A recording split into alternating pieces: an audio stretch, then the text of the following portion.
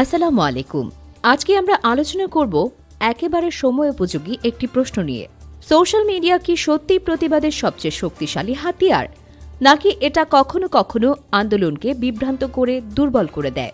চলুন বিষয়টা বিশ্লেষণ করি খবরের মতো করে, কিন্তু গভীরভাবে।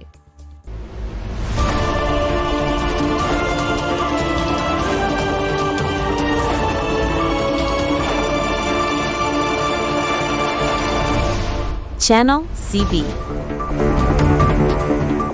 আধুনিক যুগের প্রতিবাদ আর আগের মতো শুধু রাস্তায় সীমাবদ্ধ নেই। আজ প্রতিবাদ শুরু হয় একটি পোস্ট দিয়ে, একটি ভিডিও দিয়ে, একটি হ্যাশট্যাগ দিয়ে। সোশ্যাল মিডিয়া প্রতিবাদকারীদের জন্য তৈরি করেছে দ্রুত বার্তা ছড়ানোর সুযোগ, স্বল্প সময়ে বিশাল মানুষের কাছে পৌঁছানোর রাস্তা, স্থানীয় ঘটনাকে আন্তর্জাতিক ইস্যুতে রূপান্তরের ক্ষমতা। এক কথায়, কয়েক ক্লিকেই আন্দোলন হয়ে উঠতে পারে গ্লোবাল। তবে বাস্তবতা হল, সোশ্যাল মিডিয়ায় বার্তা ছড়ানো সহজ, কিন্তু বার্তাটা শোনানো কঠিন। কারণ এখানে আছে পোস্টের বিশাল চাপ, একই ইস্যুতে হাজারো কন্টেন্ট, যার ভিড়ে অনেক বার্তা হারিয়ে যায়, ভুল ব্যাখ্যার ঝুঁকি, উদ্দেশ্য প্রণোদিত বিকৃতি। আর সবচেয়ে বড় বিষয়, অ্যালগোরিদম। কোন পোস্ট কতজন দেখবে তা নির্ভর করে প্ল্যাটফর্মের নিয়মে। অনেক সময় গুরুত্বপূর্ণ প্রতিবাদী কন্টেন্টও কম মানুষের কাছে পৌঁছায়। বিশ্বব্যাপী হ্যাশট্যাগ মিটু আন্দোলন ছিল সোশ্যাল মিডিয়ার শক্তির বড় উদাহরণ। একটি হ্যাশট্যাগই তৈরি করেছিল বিশাল প্ল্যাটফর্ম, যেখানে লক্ষ লক্ষ মানুষ নিজেদের অভিজ্ঞতা শেয়ার করে প্রতিবাদকে বিশ্ব আলোচনায় নিয়ে আসে।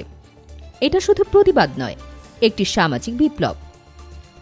2017 সালের উইমেন্স মার্চ ছিল ইতিহাসের অন্যতম বড় জনসমাবেশ, কিন্তু সমালোচনা ছিল, বার্তা ছিল অস্পষ্ট, সোশ্যাল মিডিয়ায় সংগঠনও ছিল দুর্বল। তবুও বাস্তবে আন্দোলন সফল হয়েছিল, কারণ মানুষের অংশগ্রহণ ছিল বিশাল। এখানেই প্রশ্ন ওঠে, সোশ্যাল মিডিয়া কি আন্দোলনের মূল শক্তি, নাকি শুধু সহায়ক? আর সোশ্যাল মিডিয়ার সবচেয়ে বড় রাজনৈতিক উদাহরণ আরব স্প্রিং। 2010 সালে মধ্যপ্রাচ্যে প্রতিবাদের আগুন ছড়াতে সোশ্যাল মিডিয়া ছিল একটি মূল অস্ত্র।